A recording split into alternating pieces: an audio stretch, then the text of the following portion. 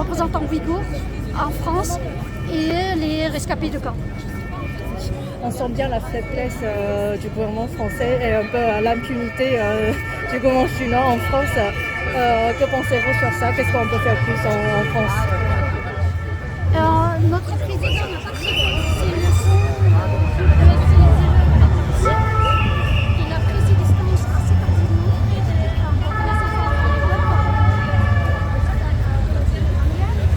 mais il est en train de commettre la même erreur avec la Chine, en espérant qu'il puisse avoir plus de contrats et voire même enfin comment la Chine puisse être à ses côtés, alors qu'en fait tout montre le contraire depuis des années, encore plus depuis la guerre en Ukraine. Dans votre communiqué de presse, vous avez dit que c'est un gifle donné. C'est un terme assez fort. Est-ce que vous pouvez expliquer pourquoi vous avez dit ça? Nous, les Ouïghours français, nous les Ouïghours vivant en France, nous ressentons ainsi. Alors que parce que notre président sait parfaitement ce qui se passe pour les Ouïghours.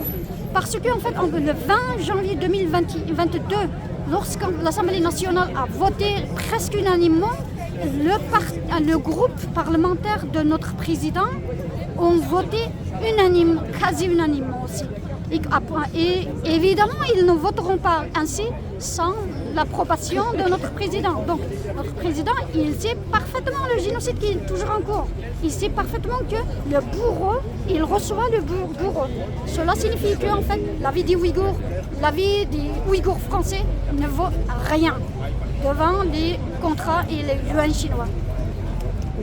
Et selon vous, quelle est l'importance de transmettre la culture ouïghour ici, parce que vous êtes la présidente? Un génocide qui comprend aussi le génocide culturel, c'est-à-dire en fait la langue ouïghour est interdite, toute publication ouïghour est brûlée et que toute l'élite, c'est-à-dire les écrivains, les artistes, les sportifs, les hommes et les femmes d'affaires, etc., et les intellectuels sont dans les camps. Certains sont déjà morts, d'autres sont condamnés à de longues peines de prison, d'autres sont sortis mais sous surveillance et que totalement abîmés. Donc dans cette condition-là, d'autant que près d'1 million d'enfants ouïghours ont été arrachés à leur famille pour être placés dans des camps pour enfants ou encore dans des familles chinoises pour être élevés comme des petits soldats chinois. Dans cette condition-là, l'avenir des Ouïghours est totalement incertain. C'est pourquoi en fait ici, c'est notre responsabilité de promouvoir et de sauvegarder la culture ouïghour et l'identité ouïghour. Merci beaucoup Tino. D'être là, j'espère que vous allez bien. Merci d'être là. Merci d'avoir répondu présent à l'appel de l'Institut Ouïghour d'Europe. Merci d'avoir le courage d'être là dans la rue avec nous aujourd'hui et de vous indigner contre la réception du président Xi Jinping par la France. Merci. Merci car il est normal d'être en colère.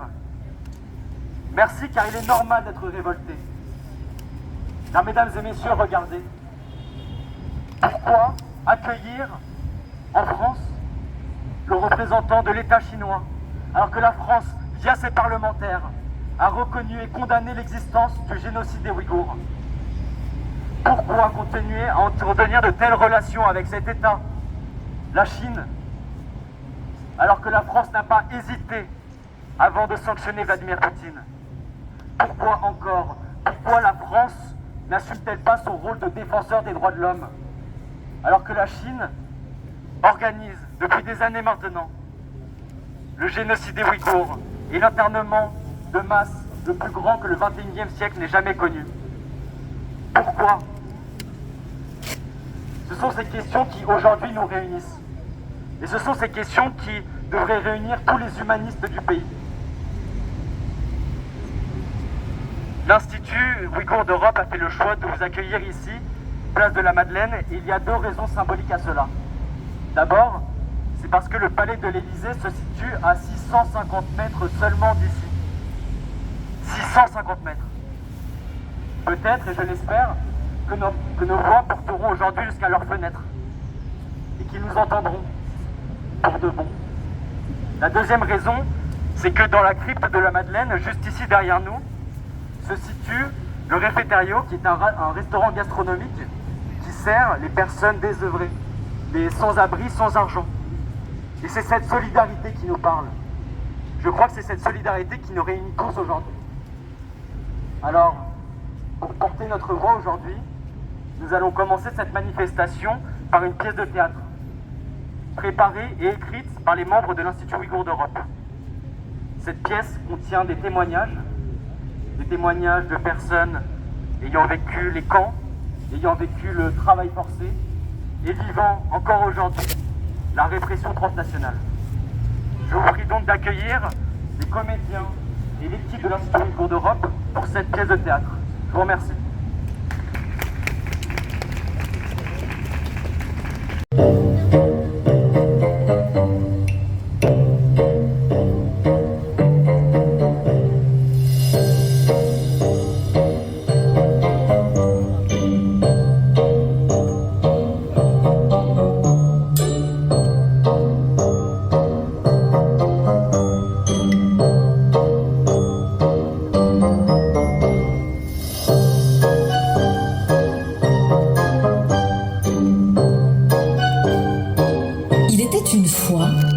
Au pays des droits de l'homme, du palais de l'Élysée et des Hautes-Pyrénées, une curieuse rencontre au sommet entre Napoléon et Winnie l'ourson.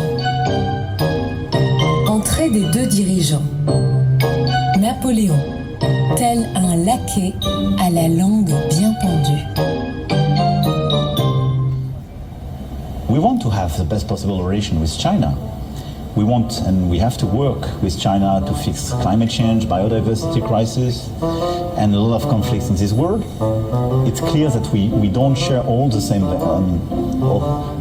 all the same values, and we have very subtle differences on human rights and so on. But we want to find the right way to respect each other.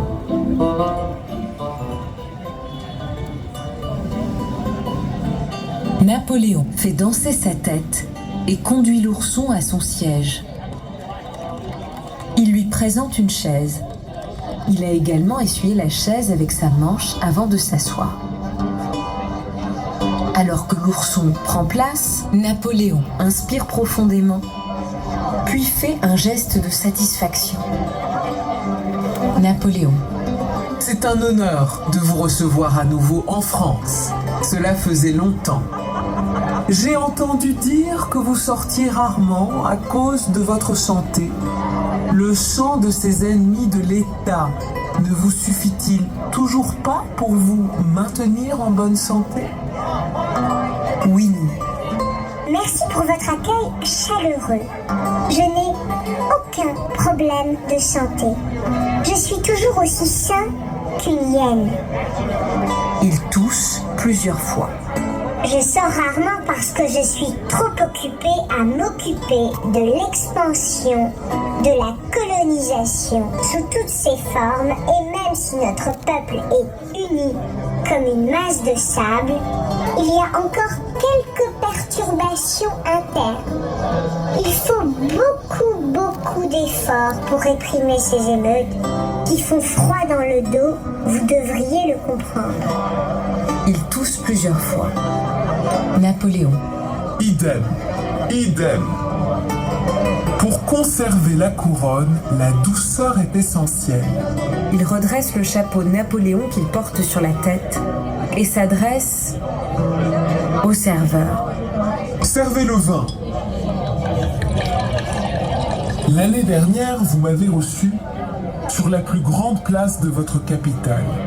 Mais je n'ai pas pu vous accueillir au même endroit. Notre plus grande place était autrefois un célèbre lieu d'exécution. Et cela inclut l'exécution de la reine Marie-Antoinette et de Maximilien de Robespierre. Winnie l'ourson fait un geste de surprise et de peur. Winnie.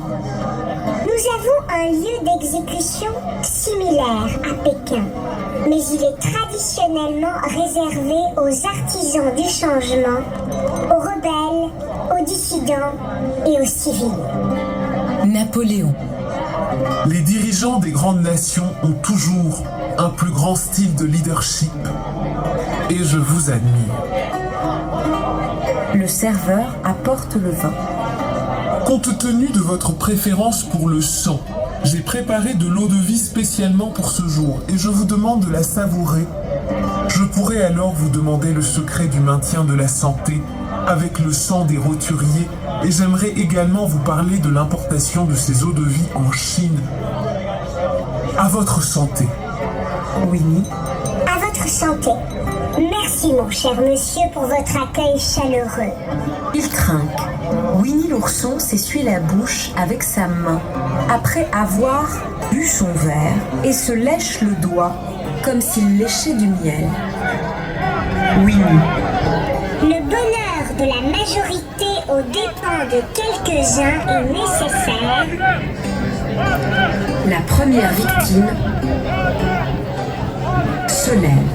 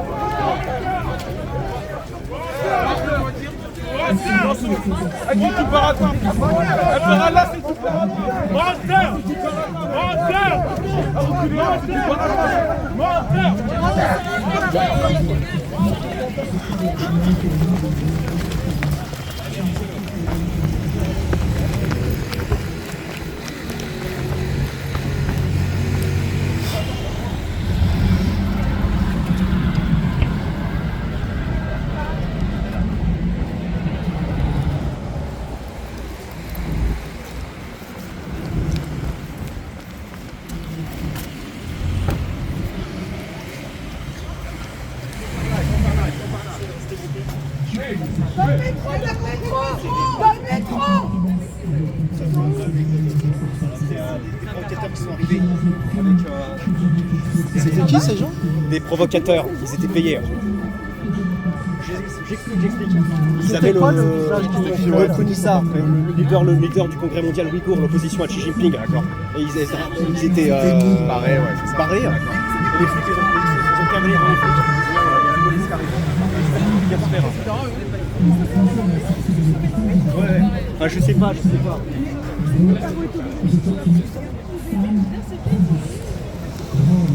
Avec une belle couleur, avec un beau gâteau. À l'intérieur de la cellule, il n'y a pas de miroir. Alors, 24 heures sur 24, sous la lumière crue et continue de la cellule, j'observe les défis incessants de mes compagnes qui disparaissent et réapparaissent pour se rendre à l'interrogatoire. Quand elles reviennent des séances de torture, les plus jeunes sont heureuses de voir mon visage. Mon parfum leur évoque la vie d'avant. Mon visage devient pour un moment porteur d'espoir. Je suis citoyenne kazakh. Peut-être sortirai-je un jour d'ici. Après avoir avalé une brioche pourrie en guise de seul repas, ce qui nous laisse toujours dans un état de frustration insoutenable et obsédé par la faim, de 19h à 22h30, c'est le temps dédié pour apprendre par cœur les chants rouges. Tout au long de 2017, nous restions silencieuses entre nous. Nous avions encore l'espoir de sortir. Au printemps 2018, nous avons compris que nous ne sortirions pas vivantes d'ici. Nous avons accepté le destin. Alors nous avons commencé à nous autoriser, pendant la dernière heure de la séance quotidienne de chants rouges, ce petit plaisir de se raconter entre nous des bribes de nos vies d'avant, nos histoires personnelles, nos familles, nos maris, nos enfants. On nous distribue des médicaments, on nous injecte, on nous force à les boire. Il ne se passe pas un jour sans que les jeunes femmes me demandent si on sort vivante, si on se marie un jour, est-ce qu'on va retrouver nos règles? Est-ce qu'on pourra encore avoir des enfants? Une des jeunes femmes, grande et robuste, demande aux autres: si un jour on sort d'ici, quelle est la première chose que vous feriez? La première répond: je vais manger 4 grandes assiettes de l'armène et une 5e encore, même si je n'ai plus faim. La seconde dit: je vais dresser une longue table chez moi, puis j'irai au marché. Je vais couvrir la table de mets, de fruits, et pendant 1 mois, je ne sors plus de chez moi et je mange. La 3e, une ancienne policière d'Urumqi, dont le mari directeur de prison n'a pas pris sa défense: si je sors, La première chose que je vais faire, c'est de me jeter aux pieds de ma mère et d'implorer son pardon. 6 mois, Gulbara Jalilova, je pouvais un jour sortir d'ici. Je voudrais prendre l'avion directement et ne plus jamais regarder dans la direction de la Chine. Napoléon. On regarde autour de lui, se demandant ce qui se passe. La première victime a ramassé le verre de l'ourson et lui a jeté du vin rouge au visage. Winnie alarmé. Qu'est-ce qui se passe? Macron se précipite nerveusement sur la victime et l'éloigne. Il répète la phrase de l'ourson. Le bonheur de la majorité aux dépens de quelques-uns est nécessaire. Il revient, essuie le visage de l'ourson. Vous voyez, le problème des démocraties, c'est qu'il y a toujours trop de problèmes. Il retourne à son siège. Veuillez poursuivre. Winnie. En parlant de vin importé, il faut le dire en même temps que sur la question de l'exportation de nos batteries de voitures électriques à bas prix, La deuxième victime a sauté sur la scène.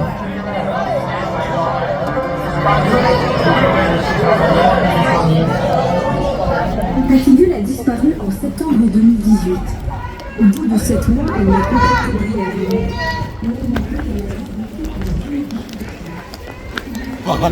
brièvement.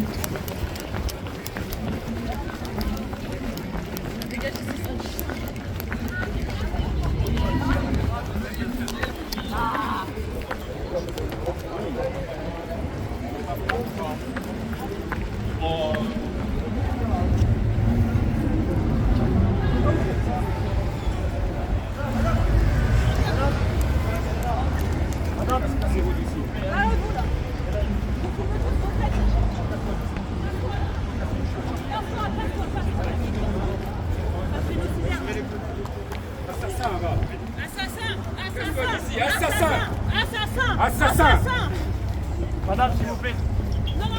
On dirait, on parle. Assassin! Gouvernement chinois, c'est des assassins.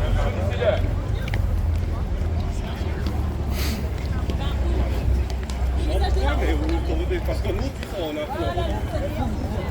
on est trop sympa. On est trop sympa, tu vois. On est trop sympa. Assassin, criminel! Bande de bâtards là! Viens! Attends-moi, tu tapes, il a tapé là! Assassin! Criminel! Tu en plus, tu nous tapes! Assassin! Tu nous tapes! Assassin! Les Chinois, assassin! C'est juste accent. Criminel! Casse-toi là! Moi c'est bon, mais il est parti. Mais c'est une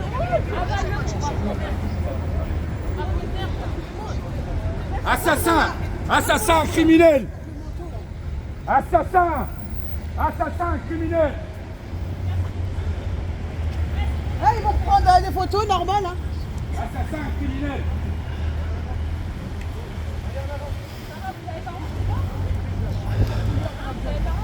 Assassin criminel!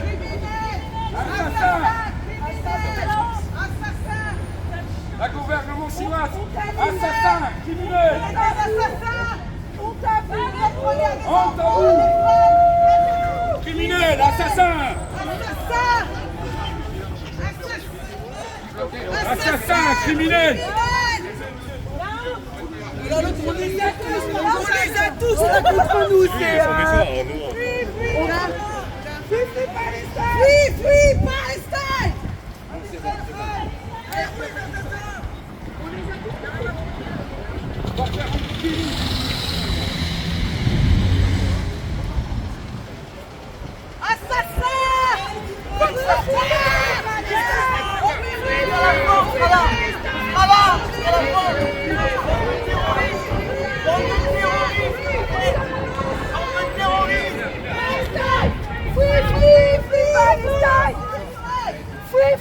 Free Palestine!